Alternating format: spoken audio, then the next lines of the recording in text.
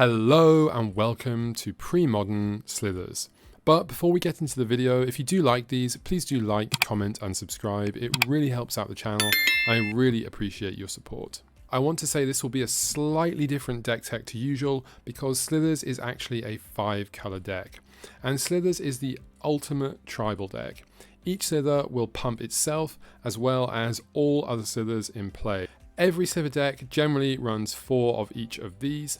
Plated Slither is awesome. The toughness boost actually comes up a lot more often than you think it would.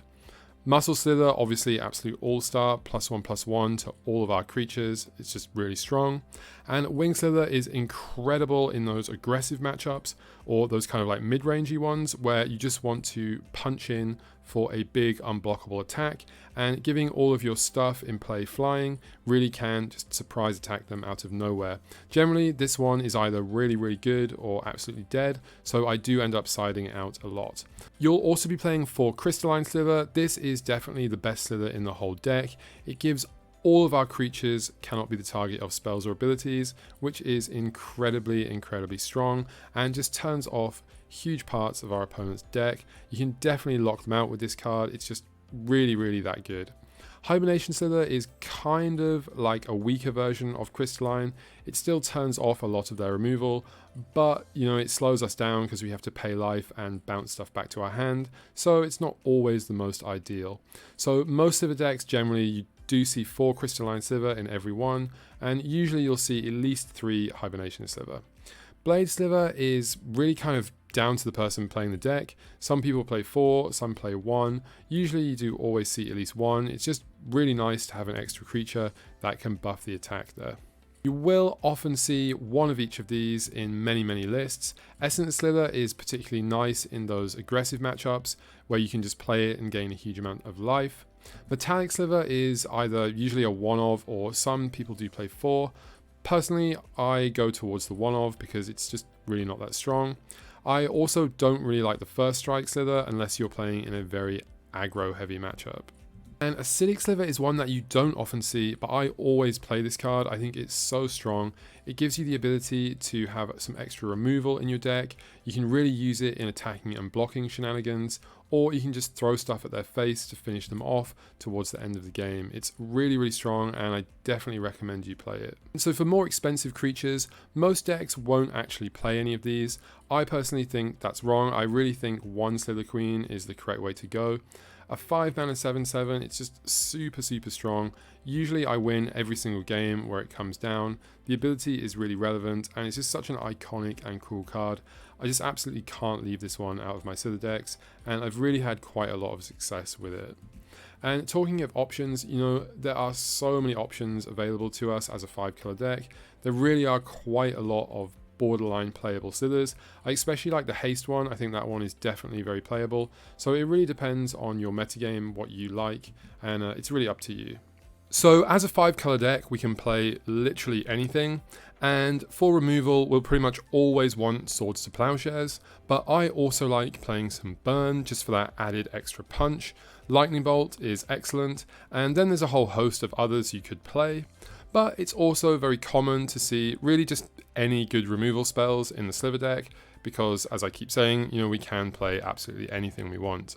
In terms of disruption, I personally prefer the black discards such as Duress and Cabal Therapy, but it's definitely possible to go the counter magic route that will definitely catch them by surprise and is very powerful when backed up by a clock. Other playables include disruptions such as Winter Orb or Armageddon. I've seen a few lists playing Mox Diamond as a mana fixer and a way to just speed stuff up.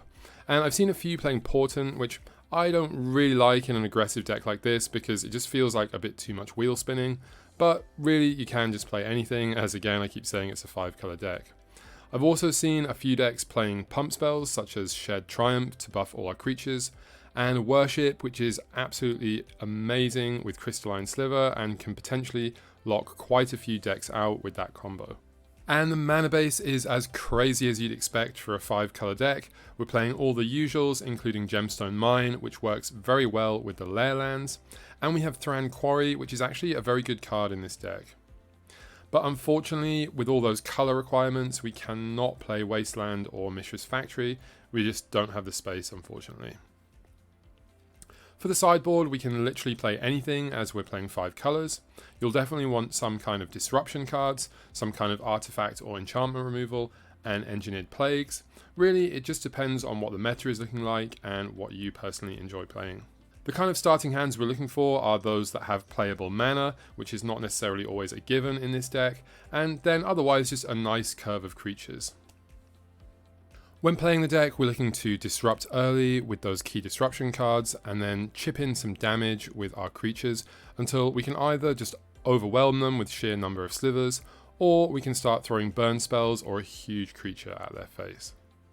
So against the deck, we always have Engineered Plague against tribal strategies. It's actually not as strong against Slithers because of all of those Lord effects, so something like Humility is a bit stronger. Anything that attacks our mana base or our lands is also very, very strong, especially something like Price to Progress, which can do a huge amount of damage. And certain combos can be very annoying or difficult to deal with. I always build this list as a tempo aggro style deck, but there are so many options available to you and so many different kinds of slithers that really you could try a whole different bunch of things out. The strengths of the deck would be that it's super fun and it has that surprise factor by being slithers. There's a whole number of options that you can play, so really you do have a lot of powerful cards. However, the downsides would be the mana base and the small, weaker guys that really do rely on synergy. So something like goblins or faster aggressive decks really can just push us very hard. So in this video, I'll show you a few different lists as there isn't really one way to build slithers. This first list plays a one-off Birds of Paradise and a bunch of gold cards to really up the power level of the cards in the deck. This next list, which I personally prefer over the previous one, has a lot of burn spells, so it can really pack a huge punch and either use them as extra removal or for finishing off a game. This is my personal deck that I use to make the elimination rounds of the monthlies, and it's kind of a cross between the two. It has the burn of the second one with also some of the disruption of the first one, as well as 2 Sliver Queens. I absolutely love this, although I do think 1 is probably the correct number. And this deck is kind of a very similar build as well that plays main deck, artifact and enchantment disruption.